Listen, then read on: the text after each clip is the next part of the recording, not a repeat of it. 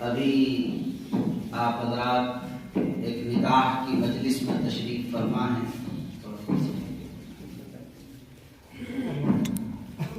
نکاح ایک عبادت ہے اور نکاح ایک سنت ہے. لوگ سمجھتے ہیں کہ نکاح سرکار دو عالم صلی اللہ علیہ وسلم کی سنت ہے، لیکن صرف یہی نہیں بلکہ نکاح رسولوں کی سنت ہے.